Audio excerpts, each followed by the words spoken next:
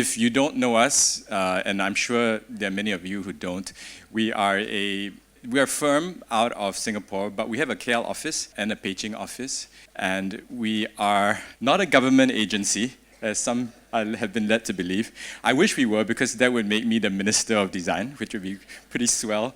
But we are an agency that is very interested in creating holistic design and immersive design. The thing which I guess sets us apart, if anything at all, is not just our product, not just the end spaces or buildings that we create or experiences that we create, but it's really the way we think. And today, even though that's a bit difficult to share, I'm hoping that I'll be able to share a bit of that insight on the processes that drive us, so that you can also maybe reflect on the processes that drive you. We deal with everything that designers deal with on a daily basis, right? We have clients, we have deadlines, we have budgets, we have staff falling sick, we have leaking roofs in our offices, everything. But the thing which I think keeps us sane is the ability to organize the world a certain way, through the way we think, I think, primarily. Most of us don't make what we design, we let somebody else make it, so really our power is in our thought. This is a little diagram that I came up with a couple of years ago to illustrate an ethos. Question at the top, questioning convention, not because we think convention is irrelevant. Convention is relevant because it has gained traction over time to become standard, but because we live today in an age where things change so quick, right? Blink and you miss it. Trends come and go, culture shifting all the time because of disruption and technology. We need to question convention. Why? To invent new convention, to create relevance. So that's what we try and do. And then once we question, we do the difficult thing of disturbing, which is, as all of you know, a lot of swear words. It's difficult, right? It's blood, sweat, and pain. But if you survive that process, and thankfully after 15 years, we have survived that process, hopefully there'll be 15 more years, you come up with something that hopefully is redefined.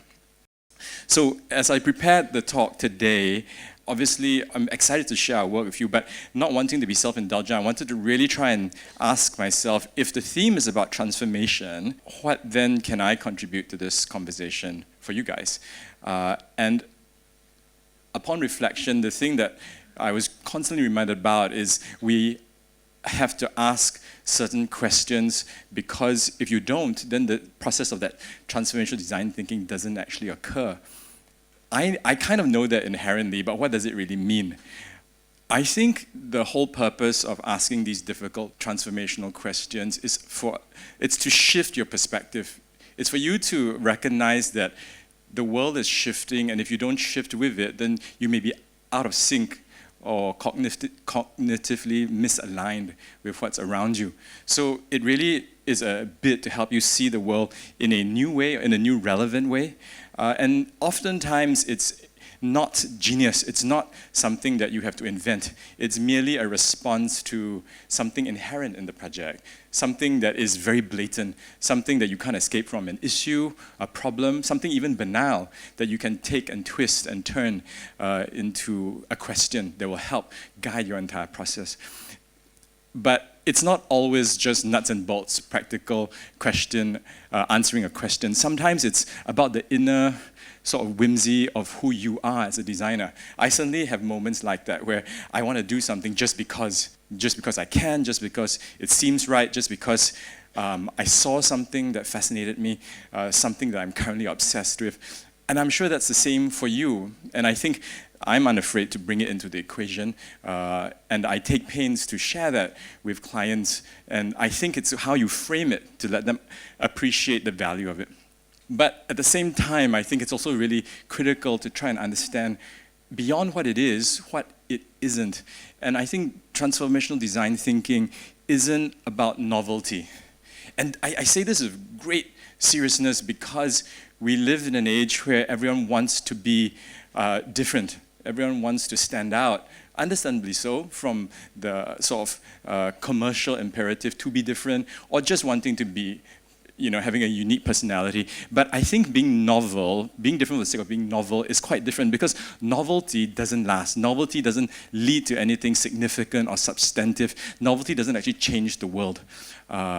It's important to make sure that when you ask these questions, it's not for the sake of just novelty, but because maybe things are changing and you have to ask why and how to respond to it. And it certainly isn't formulaic, which is probably the most difficult thing.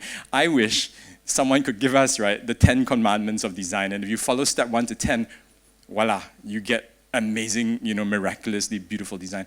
But it isn't. And each time we embark on design, which makes it challenging, but also why we are still in the business, is because it isn't formulaic, and every day is like a new day.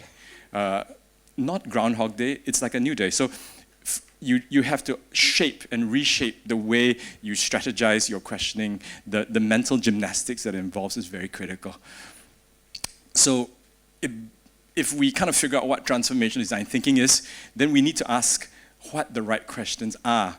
And I don't pretend to know the answer for it, but I'm going to just share the little that I've gleaned so far and has worked for me to some degree. So I think it's a double sort of dynamic. One is to be sort of quiet and to observe and absorb and to receive. Because before you provoke and before you give, you need to take in. And it could be taking in the context, it could be taking in the minutiae of the project that you're involved in.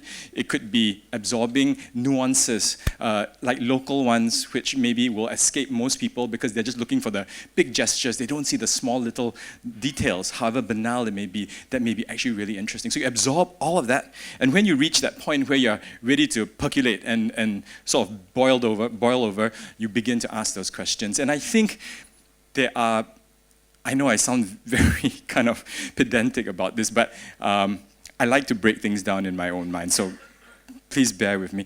And this is the last of the just words. There'll be lots of pictures following which, if you're wondering whether it's all going to be words, there are 3 types of questions, I think, that we ask.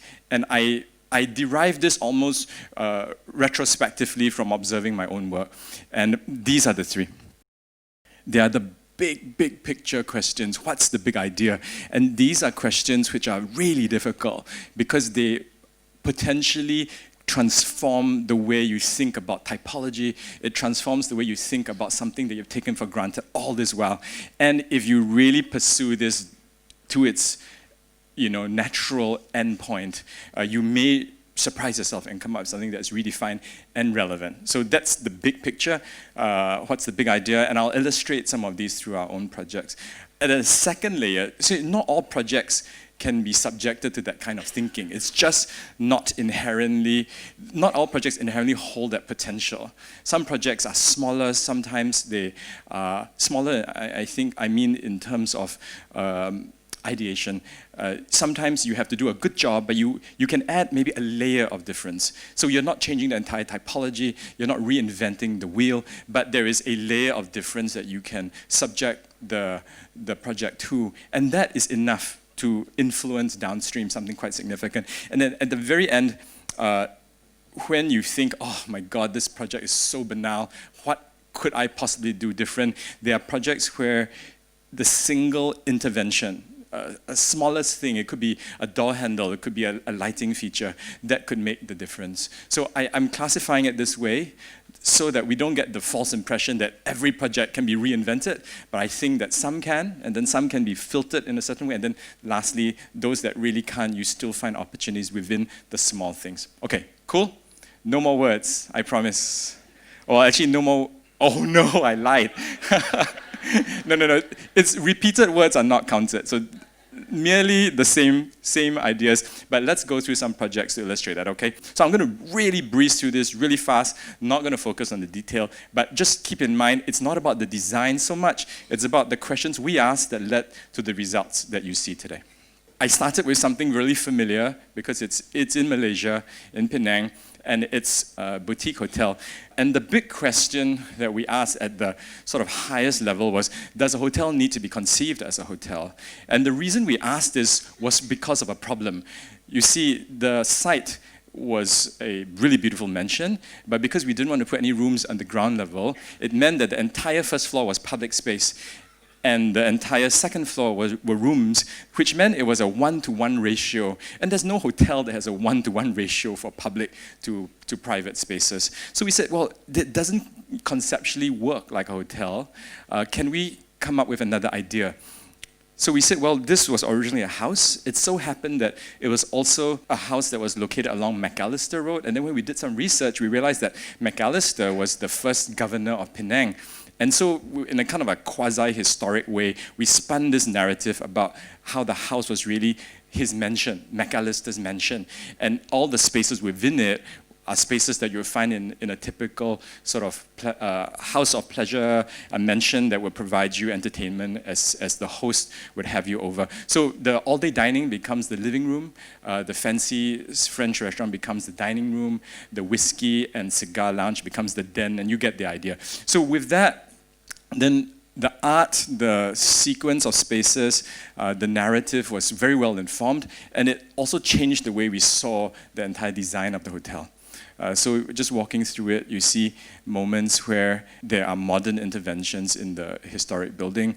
You have the dining room, the den, the library, the living room, and then instead of, it's not a hotel, right? It's a mansion. So these are 8 rooms at McAllister Mansion. So it was kind of packaged that way, and it helped us, even though maybe other people may not pick it up, it helped guide our process to create a product that was quite different if we had just thought of it as a normal hotel to begin with.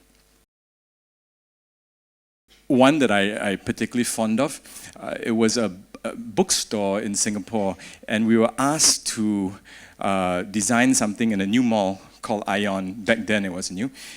But the client was interviewing 6 firms and wanting sort of pitches, and we said that doesn't sound right, but we would be willing to think about it and share our ideas. So when we went to the meeting, we didn't show him any drawings. I said to him, all I have for you is I'm disgruntled at the fact that bookstores all around the world and in Singapore are all the same. They're confusing spaces. You're never able to find your way around them. You can only navigate your way after you've been there many times. They're unlike other retail offerings, let's say fashion or food. The bookstore never uses its shop window space for display. It would often be sort of very bland-looking frontages. So I was telling him, all I can promise you is that we would try to reinvent that bookstore experience. And when we got the job, what we did was we dedicated a huge amount of the frontage to a window display space. And my rationale was the products that you're selling, these books, tell amazing stories.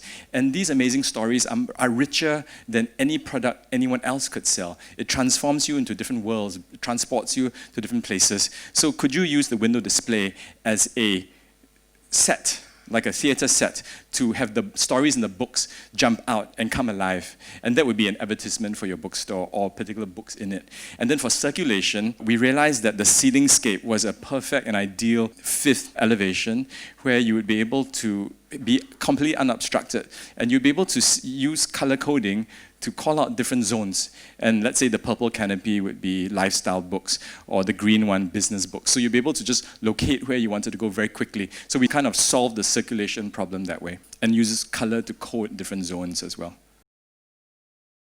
Moving on to another hotel project in Beijing, the big question that we asked ourselves, especially in light of Chinese luxury, which is typically associated with very luxe and grand and almost over-the-top detailing, lots of expensive materials, lots of glitzy artifacts. We wanted to ask 2 questions. One, how could you sort of recast luxury? And then the second one was how, because it's set in these sort of old buildings, how can heritage be recast but still celebrated? And the reason we asked this was because the project is set in a historic district in Beijing, in HOUHAI. And it's a living settlement where there are lots of old families and neighborhoods still present. It's not commercialized or touristy at all. But however, the buildings that we got were replicas of old buildings. We found out to our dismay. They were not hundreds of years old. They were only from the 1970s, and they were replicas of the neighboring buildings. And so we didn't want to falsify an experience of historic buildings. We wanted to be upfront and genuine that these were not really real, although they were very beautiful. So we told our client, maybe what we'll do is we will celebrate the architectural detail by painting them gold, as you can see here, but we will keep the rest of the buildings sort of muted and dark and black, unlike the typical hutong building, which would be sort of grey and very colourful. And so we carried it out throughout the site, a series of 8 different buildings linked by courtyards. And you see here generally a very dark grey, somber looking building. And then you see hints and glimmers of the gold calling out architectural details, which are themselves historic and part of the hutong heritage, but the buildings themselves are not. So that was a kind of an interesting way to sort of dialogue between the old and new, what was authentic and what wasn't. For the same project, we asked another question. Can a single conceptual image be applied throughout the spaces on different kinds, through different kinds of mediums, the landscape medium, the interior medium, even the architectural medium? And the imagery that we were quite excited by was inspired by the HOUHAI lake itself. So in the wintertime, it freezes and it cracks. And this crack ice ray lattice pattern has informed centuries of craftsmen in China as they create screens, beautiful screens, doorways between buildings or inside and outside spaces. But it's never been applied in a contemporary fashion on a large scale. So what we did was we applied it at an urban design scale where the courtyards between all these 8 buildings were part of the crack ice ray pattern, and the outside transpired into the inside, informing roof detailing, furniture detailing, elevations. Complete rooms were informed by them as well. So how could the crack ice ray pattern be applied in a series of scales, like large scales and small scales? And one of the buildings, which was a restaurant called the Pink Rabbit, the crack ice ray pattern is 3-dimensionalized, and it becomes like a lattice that goes through the entire space, and it curves around the roof and it comes back down into the bar. So just one device. It's quite interesting. It was almost like a discipline to say, can we really take this and not get tired of it, but express it in a multitude of ways? And then in the rooms, it's slightly more quiet, the corridors, the doorways, and then even in the bedrooms where we take the crack ice ray, but we cast it like a shadow through the window onto the couch and onto the floor. Interestingly enough, we were taking a risk here because, you know, it's a 5-star hotel. The price point was quite high. We were wondering whether the general public would respond to it. And of 6,700 hotels in all of Beijing, it was #1 on TripAdvisor for months. So, you know, really, it was quite a testament to the receptivity of sort of the domestic market for newness like this.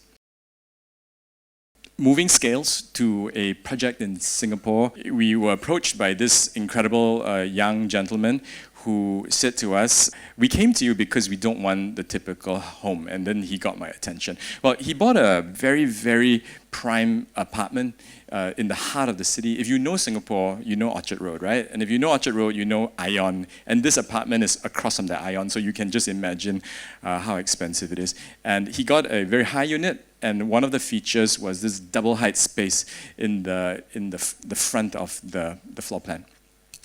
And he told me, he said, I'm a really humble guy. I don't like showing off. I don't like pomp and ceremony of grand spaces. Could you help me do something with this 2-story space? Because everyone I know, the person who sold it to me, the developer, said, oh, it'll be great for a living room scenario. You can show off to all your friends and they'll all be so impressed because you have the view of Orchard Road at your footsteps, at your feet. So I said, yeah, okay, let's have a think about it. And so this was the plan. The green zone is that double height space with the balcony at the top. So everything within the 2 columns was that really tall double height space.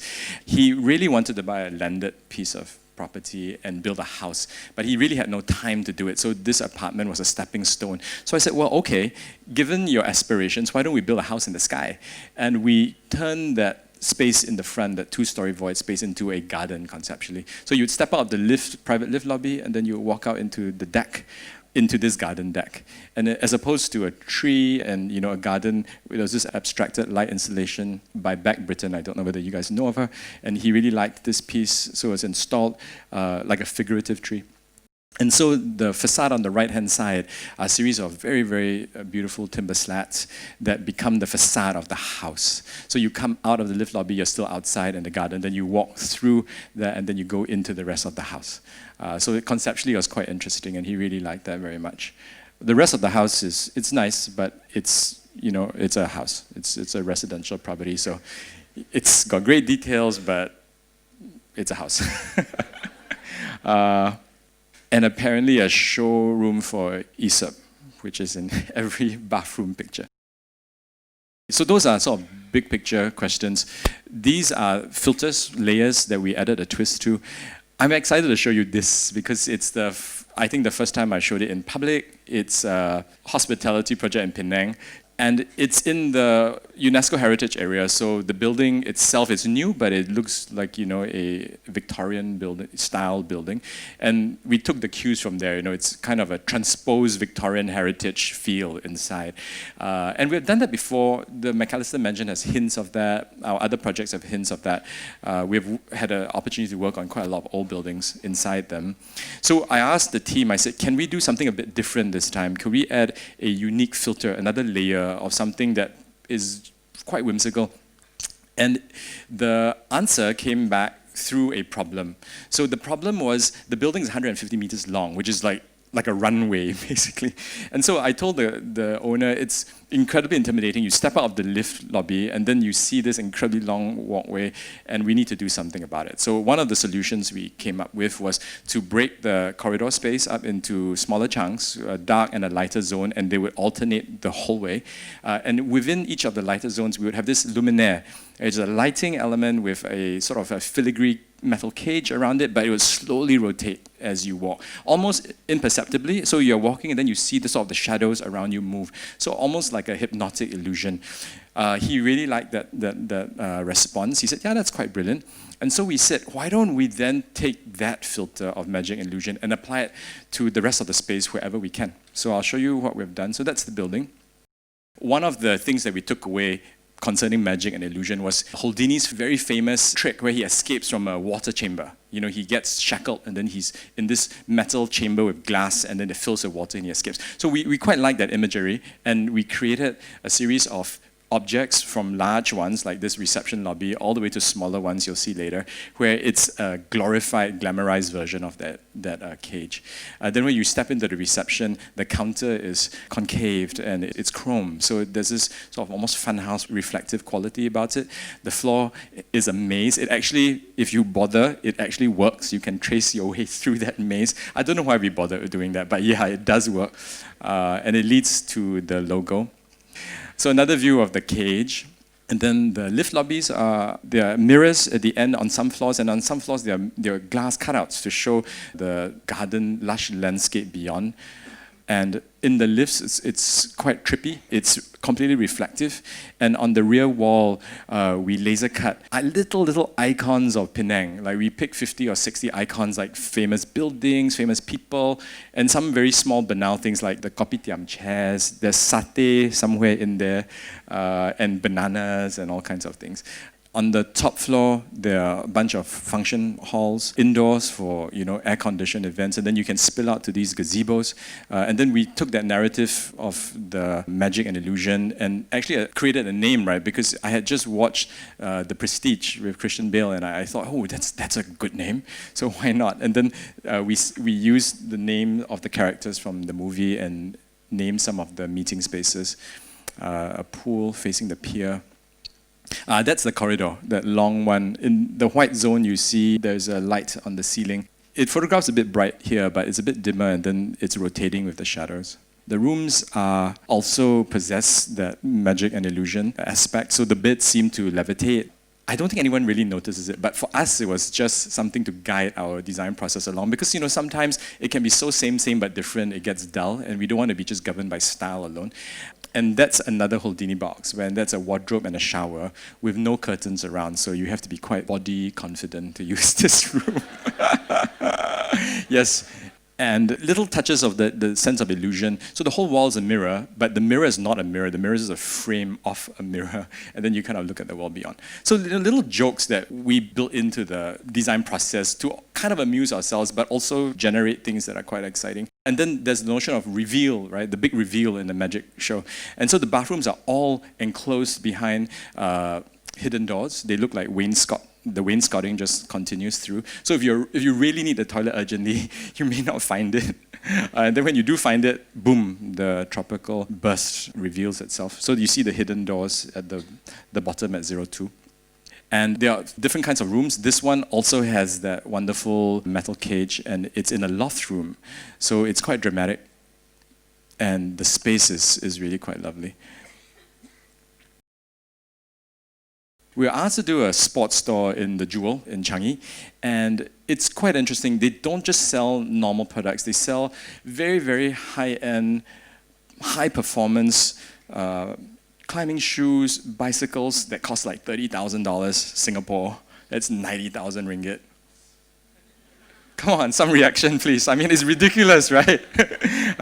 But you know, just to shave seconds off your time, people would buy things like that. So it's for ultra-performance athletes who every second or millisecond counts. So it's like the store. We could have gone the route where it's like any other sports store. It's bright, it's dynamic, lots of lines to signify velocity and you know, all that jazz. But we said our products are slightly different.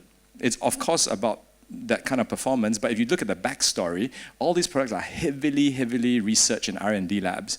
So we said, well, that's interesting. Could we potentially present the store as an environment inspired by those R&D labs, you know, to sort of bring the seriousness and the sort of value of the you know, the content that you're buying, the prices that you're paying.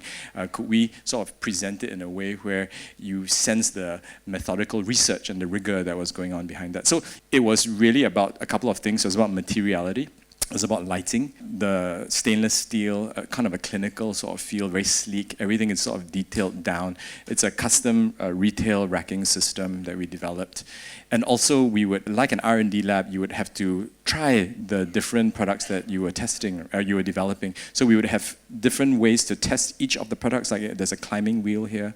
And then we also picked several key products. Like, you know, if you've gone skiing, you know that when you wear those ski boots and you try and walk, you feel like Frankenstein, right? You kind of like, you can't bend your ankle. Well, this is the first boot in the world which allows you to bend your ankle when you walk. So, you know, it's highly patented. And so we created a display system that would show that off. Moving on to a much smaller project, the FOST Art Gallery in Singapore. I was asked by a good friend to design this, and I asked her, I said, you know, I noticed that every time I go for a gallery opening in your old gallery, the configuration is always different each time. Like the layout's always different. And she said, yeah, it's such a pain because it costs so much money. I have to erect these false walls, and then, you know, I have to take it down and I trash it because, you know, there's no way to recycle them. There's nowhere to keep them to begin with. So I said, oh, okay. A gallery design is actually quite banal and dull, but can we actually take this problem and make it something interesting? So how do you avoid construction wastage from the constant change that's embedded in a gallery design? So this is what we did. This is when you enter, you go in. You see the reception desk, it's kind of locked into the column. It's on wheels. It can unlock and rotate. So that gives you a clue already about what we're doing. We're talking about flexibility. Their walls are all on rollers and pivots. So the entire space is transformable. And she's able then to create a series of labyrinth-like spaces or pure open space without spending additional dollar. And I guess it's a little bit more sustainable as well. So the gray areas between the columns are the pivoting walls. Quite a different type of project altogether, and we were really happy to do this. In Singapore, there's a huge drive towards automation and efficiency, productivity, and one way is to automate things. So there's a company in Singapore called PBA, and it is the blue-eyed boy for the Singapore government to push robotics and robotics technology. So we were approached by them to design a multi-purpose space, a gallery that could also be a teaching institute, a teaching facility like a classroom, and a showcase basically for their robotic elements. You know, when we watch movies, we always associate robots with very cool things, right? But in reality, oh my God, the engineers are so square, and the spaces they work in are so dull. They look like glorified classrooms or something, so totally unsexy. And so the brief to us was, please make it sexy, make robots sexy. I said, aren't robots already sexy? He says, no, they're not. So what we did was, we wanted to work with a singular material, and also the owner told us that in 2 years, they would have to move premises, and they didn't want to invest a lot of money into this, only to have to tear it down. So we had to create a space that could be transportable. Like you could literally deconstruct this and then move it to the new facility and set it up again. So it needed to be sort of like stage-like, almost like a set, rather than like an interior design built-in space. So we explored using metal because we thought that was kind of cool and sexier than the labs that we were brought to see. And there are over 10,000 of these aluminum tubes. We explored several materials. We used perforated metal plates to begin with, but they were so thick and heavy that when they did the calculations, the estimation was that the whole floor slab would collapse on the floor below if we did that. So we didn't want to abandon metal altogether, so we reverted to aluminum tubes. They're very light and they're hollow, and they're easy to work with as well. So each of these, the setting out of this was crazy, as you can imagine. We had to like pinpoint three-dimensionally where everything started and ended because there's no repeated module in this. And every pipe was cut on site. And the other detail was the integration of the LED lights into the frame. It's the same thickness as the aluminum tube. And they are moving, so this thing is going to be sort of deconstructed. The frames are going to be taken down and then brought over to the new facility. So how do you do something different even though you can't really, as an overall expression? For a creative office that we did some years ago, Leo Burnett, you might know of them. What you may not know is that in every Leo Burnett office, the designer has to put an image of Leo somewhere. And it's quite scary because the guy is, hi guys, he's dead, But you have to put the image of Leo somewhere, and they showed us examples of how other offices had done it. And it was always either like a photo in a frame, or it was kind of like a mural on the wall, quite flat and dull. And we knew we wanted to do something a bit more different, something that also captured the spirit of Leo Burnett, which is about constant reinvention and creativity, and something to also tell as a story to their clients when they come to visit. So it's a really nice old building. And when the lift door opens, this is the first thing that you encounter. We got a graffiti artist. In Singapore, you can't just look them up because, there's no listing in the yellow pages for graffiti artists. So we had to kind of like ask around. And at that time, they were still a bit underground and, it wasn't popularized yet. So we managed to find a gifted one. So we did a projection of Leo. And also because, there's this idea of Leo, the big brother, although he's dead, he's still watching. We wanted to like sort of blow it out of scale and to have him like hover, like this big brother forever watching. And then the final gestures, they give out these pencils also as part of their heritage. And the pencil is drawing the portrait, and it's incomplete. There's one line left to finish. And so the notion of constant regeneration for creative gestures, it's never-ending process. Just give you an impression of the rest of the spaces beside it, so you just didn't see that in isolation. For a retail project selling safety industrial gear, so like hard hats, harnesses, safety glasses, our client was sort of the industry leader in Singapore. He is the main supplier for all the big construction and shipping companies. So he wanted to create a show gallery to show off his wares because he had arrived at a certain place and he wanted to sort of signal that.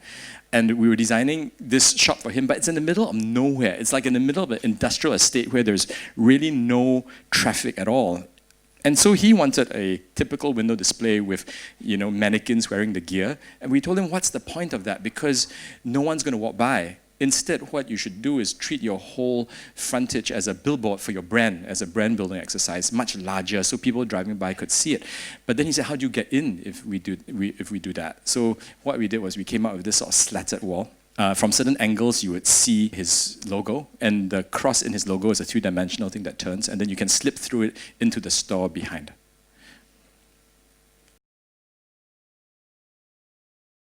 the Majestic Theatre, which is the oldest cinema in Penang, and we got a chance to transform it into a function hall, event hall. So it was a very simple project because there's not much to do, but we needed to brand it a certain way. So we asked ourselves, can a single idea be applied to both space as well as collateral, because we had to brand it as well. And when we researched, I mean, it wasn't so difficult. We just wanted to find a common denominator that would represent the sort of filmic history or showcase the fact that this space used to, be a hub where people would watch these wonderful stories unfold in film. And we realized that whatever genre of filmmaking, there was always one thing that was in common, which was the clapboard. Whether it's a sci-fi, an action movie, there was always the clapboard. So we just took that as a very simple starting point and then made graphical patterns from it and applied it to the space. You can really see it in the entry. It's sort of sneaking out, just kind of like grappling with the corners of the entry. And then when you go in, it's applied sort of in a large way on the floors, just simply to tiles. And it becomes very imageable. But most of the time it gets covered up by the event, right? But when you first see it empty, you remember it. And then the logo and all the collaterals sort of respond to that move as well. Cool. We're done. Thank you. Thank you so much, Colin.